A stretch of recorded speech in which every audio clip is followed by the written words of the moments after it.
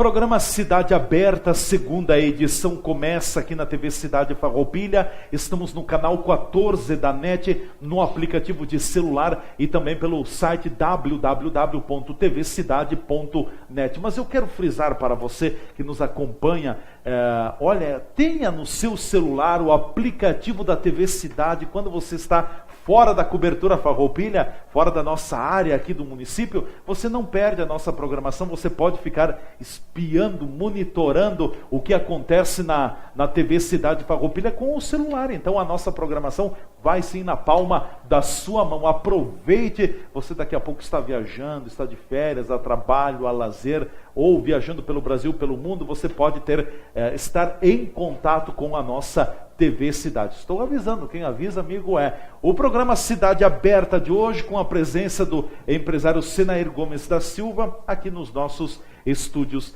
Senair, um outro assunto, e isso tu tens gabarito, tu tens conhecimento, porque tu és um dos empresários bem-sucedidos do município de Farroupilha, já com uma larga trajetória, uma larga experiência empresarial também. Agora, muito difícil para a grande maioria. O que a gente tem visto de empresas com tremendas dificuldades, com baixa na produção, enfim, sufocadas financeiramente. No ano passado tivemos um quebra-quebra bastante grande, muitas empresas ingressando com pedido de recuperação judicial, que é aquela coisa, não tem mais o que fazer, me dá um oxigênio extra, ver se é possível recuperar. Na maioria dos casos é bem complicado o processo de salvação das empresas, mas o que a gente vê hoje é que as empresas, a grande maioria das empresas, elas têm sido sempre muito visadas e agregando carga de impostos, cai em cima do empresário, é isso, é aquilo, e o fardo está ficando cada vez mais pesado, né, Senair, para o empresário carregar. Até quando vai aguentar? Tem alguns aspectos assim que a gente tem que considerar. Por exemplo, o mercado brasileiro foi aberto ao mundo. Então, o que se compra de fora do país é uma grandeza. O que tem de importação de ferramentas, brinquedos, as fábricas de brinquedos brasileiros quebraram todas. Então, houve uma invasão de produtos estrangeira. De produtos do mundo todo e principalmente da China. Por quê? Lá, o custo da hora trabalhada nem se compara com a hora trabalhada no Brasil. Custo para as empresas.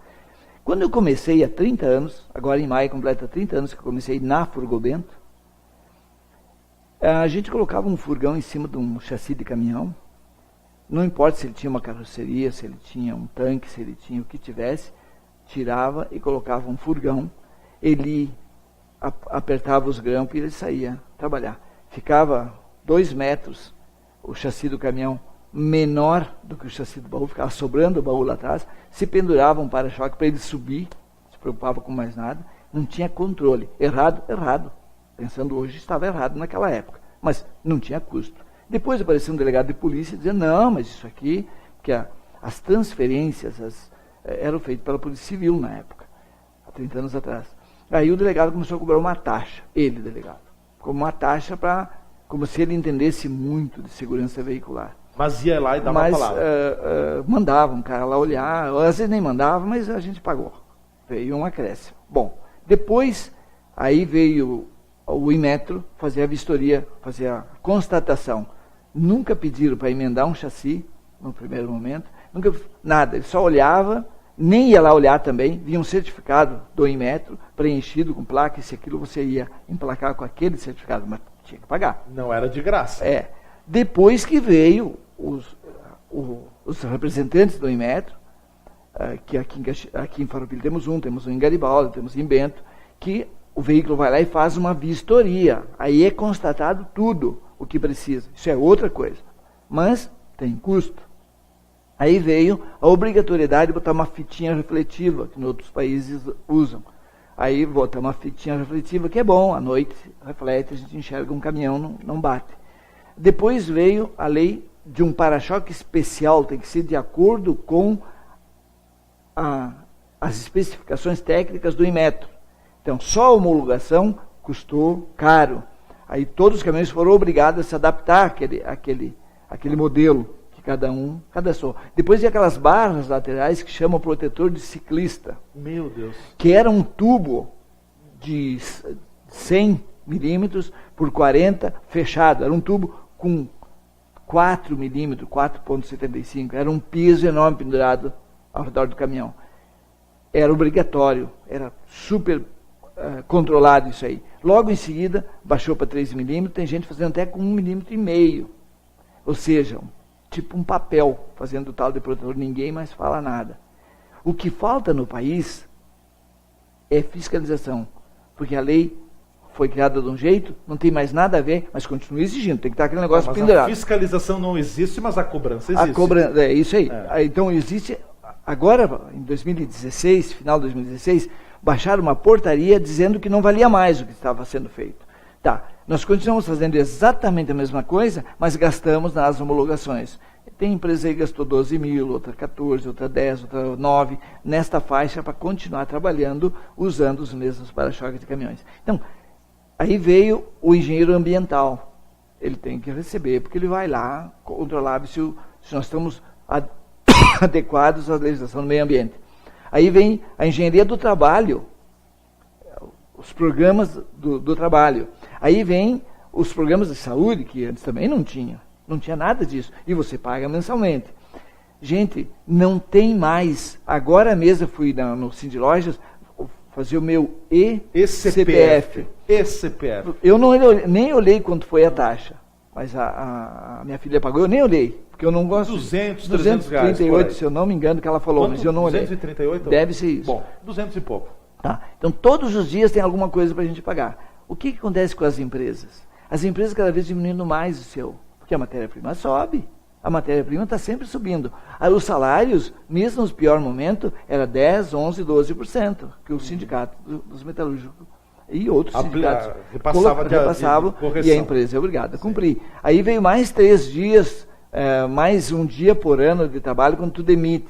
Além de pagar uma multa de 50%, e o funcionário recebe só 40%, 10% vai para o governo, do fundo de garantia. Continua essa palhaçada, essa pouca vergonha, de os 10% ficar para o governo e 40% apenas vai para o funcionário. Então, essa carga veio vindo para a empresa, e eu sempre digo... É uma bola de neve. É uma bola de neve. E as empresas hoje são aquela rã que estão dentro da panela. O empresário hoje é a rã que está dentro da panela com água fria. E veio alguém e colocou fogo. Ela vai nadando, vai se acostumando, e a gente vai reclamando, e vai vivendo, e vai reclamando, e vai indo. E daqui a pouco a gente olha assim, acabou a minha reserva, acabou o meu estoque, eu não tenho mais nada para receber, eu só tenho coisa para pagar. É hora de pular fora. A pula fora como?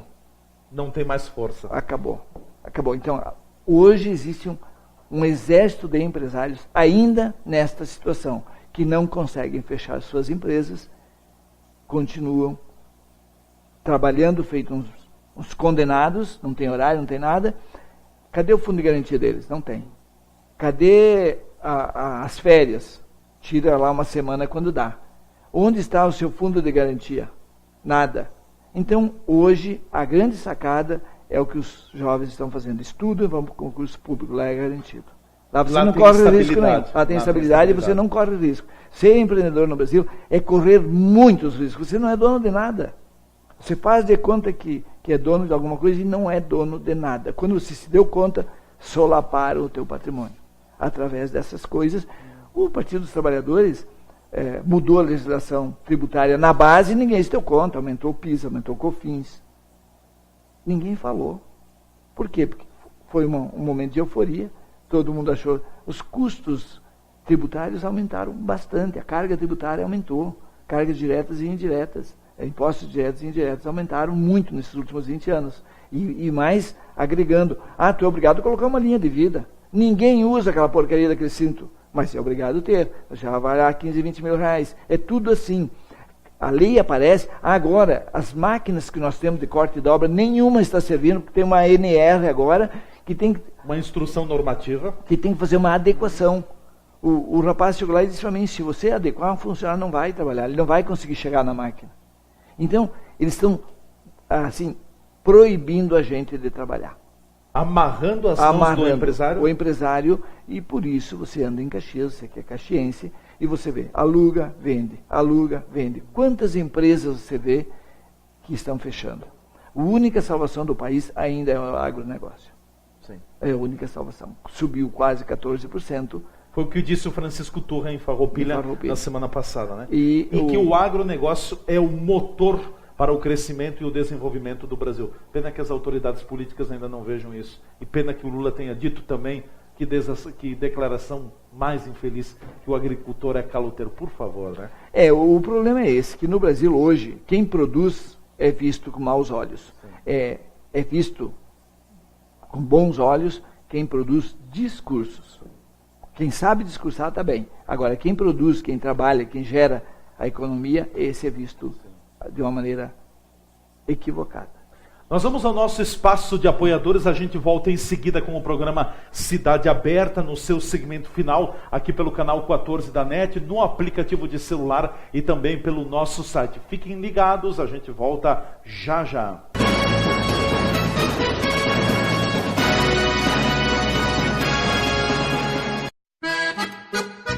Empório das Carnes, Rua Marechal Deodoro da Fonseca 356. O Empório das Carnes tem tradição e muita variedade para o seu churrasco.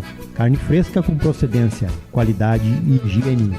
A empresa oferece carne com cortes especiais para o seu dia a dia e para aquele churrasco. Além dos seus já tradicionais clientes, atende também a diversos restaurantes e cozinhas industriais em Farroupilha e Caxias do Sul. Todas as segundas, terças e quartas tem promoção para as donas de casa. De quinta a domingo, a promoção para os que gostam do churrasco do final de semana. No Empório das Carnes, você também encontra uma variada linha de acompanhamentos e bebidas para o seu churrasco, almoço e janta. Temperos e acompanhamentos e grande variedade de congelados, inclusive diversas marcas de cervejas artesanais. O Empório das Carnes está à sua disposição na Rua Marechal Deodoro da Fonseca 356. WhatsApp 054 99990 0073.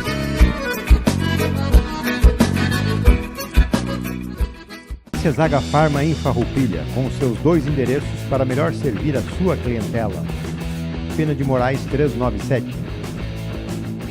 Teleentrega 3261-3726.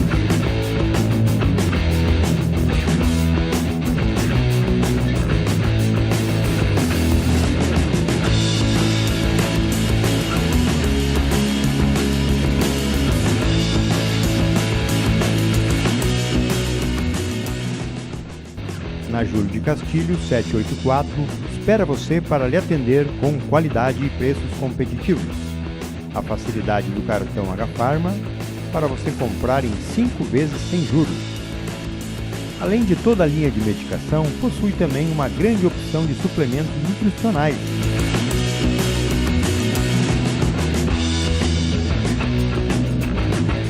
Na linha Kids possui os florais usados mundialmente como terapia complementar. H-Pharma, sinta-se bem, sinta-se em casa.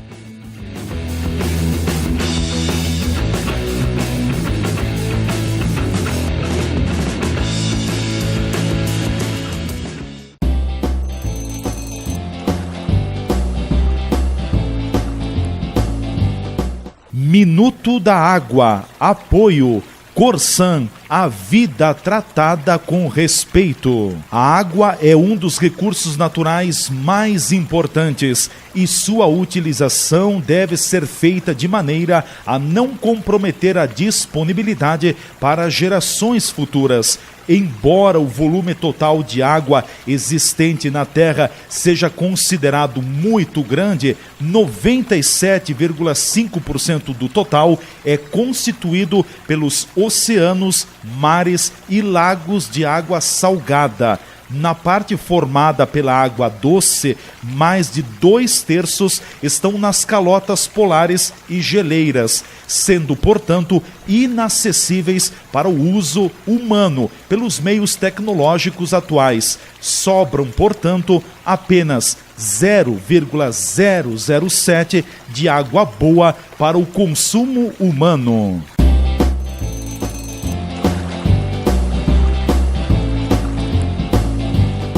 Minuto da Água, apoio Corsan, a vida tratada com respeito. Abrir uma torneira e servir um copo d'água é tão comum que você nem pensa como tudo acontece. São 6.000 pessoas trabalhando para que você tenha água própria para consumo. Milhões de litros são captados, limpos, descontaminados e armazenados todos os dias para que esta água chegue à sua casa limpa e saudável. Cada gota é a certeza de um futuro sustentável. Corsan, com você para tratar a vida com respeito. Governo do Estado, todos pelo Rio Grande.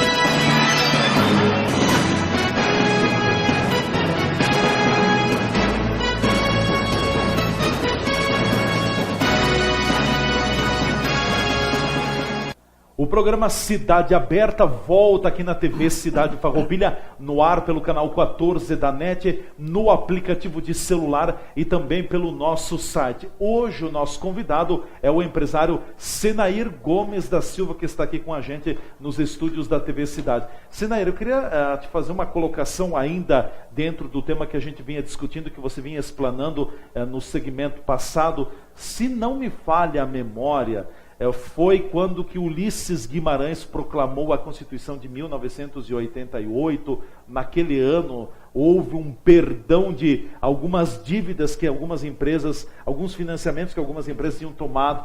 Não seria a hora do governo federal partir para mais um esforço e ajudar as empresas? Enfim, porque olha, tem muita empresa que está na corda bamba, na berlinda, como tu disse. Ainda não fecharam, já consumiu todo o capital que a empresa tinha, está consumindo o capital que os sócios tinham, mas a empresa está sufocada, não consegue fechar porque ela tem uma série de compromissos para poder encerrar suas atividades, seja com o fisco, seja com a questão trabalhista, tributária, enfim. Será que não seria a hora do governo dar um perdão, estender alguma ajuda, ou isso é uma utopia? Não tem a mínima preocupação com isso. Eu acho que a esquerda brasileira, que está tomando conta definitivamente do país, não aprendemos a lição com o mundo, e eu acho que é uma questão de tempo. O capitalismo, tal qual ele estava sendo desenhado, eu acho que está com os dias contados. E entra o socialismo? O socialismo, esse que meia dúzia de grandes empresários fica do lado dos reis, e o restante, a prova está que essas novas gerações estão sendo ensinadas, né? Estão sendo orientadas que a grande saída para o país é a ditadura do proletariado. Então isso mostra que quem vai administrar o país? O Fidel Castro administrou o país 50 anos.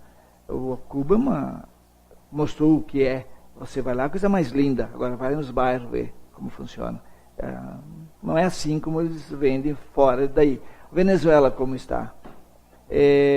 Todos os países, a Rússia continua o Putin envenenando qualquer um que queira ser seu inimigo, que queira falar contra ele, e está aliado a grandes empresários. Vem se perpetuando no poder. Agora vai até a exemplo 22. de Mikhail Gorbachev. O Brezhnev também. Sim. Então, você vê que são países que ainda vivem um socialismo a mão de ferro, e vão continuar porque ou vota o candidato que sai com um discurso de oposição, ele é envenenado. Quantos já foram envenenados? E, inclusive, com registros públicos, não tem como contestar isso, né? São países que se perpetuam os seus governantes com mão de ferro, perseguindo seus opositores, como o Maduro está fazendo aqui pertinho de nós. Sim. Então, a gente percebeu a esquerda aqui crescer bastante, e em já toda a América Latina. E já mostrando os seus resultados. Agora, o Brasil, mas sempre faísca atrasada, nós ainda não nos convencemos que com Lula, Dilma e sua turma não vai dar. Eles vão... já tem muito mais gente rezando pela mesma cartilha. O que é pior é cultural, ensinando para as crianças que trabalhar, ninguém fala em trabalho, o respeito, aquelas questões de moral, de bons costumes que a gente aprendeu ao longo da vida, isso já é caretice, não serve mais. Daqui a pouco já estão dizendo que as crianças podem entrar no mesmo banheiro, porque é criança, não é homem, não é mulher. É uma confusão total. Eles estão plantando na cabeça dos jovens o que a gente aprendeu completamente diferente. Vai dar certo? Duvido. Nós estamos aceitando isso assim numa boa, estamos aceitando, o que é muito ruim. Por quê? Porque nós estamos, as pessoas que trabalham, não basta trabalhar 12 horas, tem que trabalhar 14. Nós chegamos em casa ainda preocupados com os nossos negócios. E a gente baixou a cabeça para trabalhar e não enxerga o que está acontecendo à nossa volta. Então eu gostaria que o nosso telespectador se desse conta disso. A gente fica muito preocupado com os nossos compromissos, e temos que nos preocupar com os nossos compromissos, com a nossa vida, com as nossas dificuldades, e a gente não olha o que está acontecendo no nosso bairro, na nossa cidade, no nosso estado, no nosso país, que eles estão destruindo a nossa cultura e implantando uma nova maneira de ver o país. A reforma trabalhista que foi aprovada no ano passado e que vigorou desde 11 de novembro, ela deu um pouco de oxigênio aos empresários ou pouca coisa? Ainda não. E é um risco. Eu não tenho a mínima confiança na justiça do trabalho, na justiça como um todo, porque a própria associação de juízes já disse que não vão respeitar a nova legislação. Então, se instalou no Brasil a verdadeira anarquia. Cada um faz o que quer, quando quer e como quer. Então, isso, para mim, é um país que está numa encruzilhada. Num beco sem saída. E eu quero estar enganado. Mas esta eleição vai ser o divisor de águas. Por um detalhe simples. Todos os deputados que estão lá há 4 anos, e senadores e tal, que estão há 4 anos, estão fazendo campanha política permanentemente. Ou seja, vão continuar. O povo não vai se dar conta que não deveria eleger os que já estão lá. Nós deveríamos partir para uma renovação. Agora, mas uma renovação quase total. Eles vão continuar lá, rezando pela mesma cartilha. Agarrados ao poder. Rezando pela mesma cartilha. Ou seja, está ruim, vai continuar e a tendência é piorar.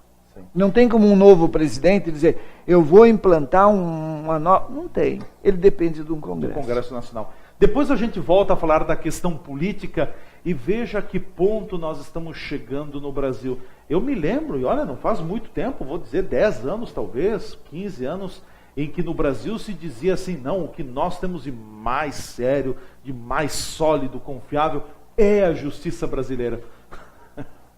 Era. Eu, com todo o respeito, não confio mais hoje na justiça brasileira. Se falava muito também, não, uma instituição de profundo respeito, de confiabilidade, é a Igreja Católica. Olha o que aconteceu fantástico da Rede Globo no domingo, mostrou o caso lá de uma cidade do estado de Goiás, em que o bispo e sacerdotes, alguns padres, envolvidos em propina, em corrupção, foram desviados mais de 2 milhões daquela diocese. Se não dá para confiar na justiça e começa a ficar difícil confiar na Igreja Católica, São Pedro, em quem vamos confiar? São Pedro vai ter que voltar por aqui, fazer as correções que nós não estamos necessárias. São necessárias. Eu tenho a ideia de Formosa, e sempre fiquei com aquela imagem. Cidade de Formosa, interior de Goiás. Quando eu fui até Uruaçu, a gente tinha um restaurante lá, eu só fui uma vez, fiquei lá 8 dias, e Formosa era uma região onde existia um projeto de plantio de frutas feito por gaúchos. E era um espetáculo, diz que era coisa assim de primeiro mundo. Eu não conheci. Na beira do rio, eles pegaram aquela terra muito boa e plantavam diversos tipos de frutas, que era uma terra muito fértil. E eu fiquei com aquilo na minha cabeça, querer saber, e nunca mais ouvi falar sobre esse projeto. E agora, quando veio Formosa, eu lembrei, bom, ao invés de plantar frutas, eles vão colher o dinheiro dos padres, ou o dinheiro dos fiéis, e meia dúzia de padres levou. Isso veio completar mais um capítulo de uma degradação também da Igreja Católica no Brasil, como de resto todas as outras instituições estão se esfarelando. Por exemplo, o Exército Brasileiro você falava qualquer coisa, o Exército era disciplina, era aquela... Todo mundo confiava. Você fazia qualquer pesquisa, o Exército agora, segundo algumas informações, também foram envolvidos nos caças, não sei, mas tem generais, tem gente aí envolvida. Então, também, claro que ninguém se bota a falar bobagem aí contra o Exército, mas tem problema. Agora a igreja, através da pedofilia, que é no mundo todo. Agora no Brasil... Os problemas da Igreja Católica no Vaticano que atormentam o Papa Francisco, porque a Igreja Católica é muito política, e o Papa Francisco sabe da dificuldade que ele tem, porque ele bateu contra alguns dogmas, inclusive da Igreja Católica lá em Roma, né? Com muita corrupção dentro do próprio Vaticano. Mas E a questão da pedofilia, agora a história é essa no Brasil, meu Deus. Mas o Papa Francisco é um esquerdista também convicto, né? Então ele tem a maneira dele ver as coisas, uma pessoa simpática, uma pessoa querida, mas ele também sempre foi um esquerdista. Ele acha que o capital, vamos dizer assim, o rico. Eu acho que o rico, eu não sou rico, posso falar com a maior tranquilidade. O rico não tem que ser considerado um demônio, não é um mal. Por isso ele paga os impostos. O que é falho, de repente, é a fiscalização, é a cobrança. Por exemplo, os petistas, e eu lembro muito bem disso, eu até era simpático ao Partido dos Trabalhadores. Primeiro, porque eu sempre fui um trabalhador. Segundo, porque a primeira bandeira do Partido dos Trabalhadores era taxação das grandes fortunas. O senhor ouviu ainda falar em taxação das grandes fortunas? Não. Claro, as grandes fortunas estão com eles. Acabou o discurso. Acabou o discurso. Nunca mais ouvi falar. É ou não é verdade?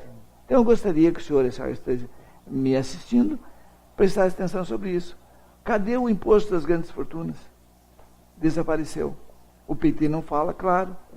Existe uma casta do Partido dos Trabalhadores que, como existe na Rússia, como existe na China, como existe em Cuba, os castos têm uma ilha só deles. É normal isso. O socialismo defende tudo isso. O socialismo diz assim, que nós prega a igualdade.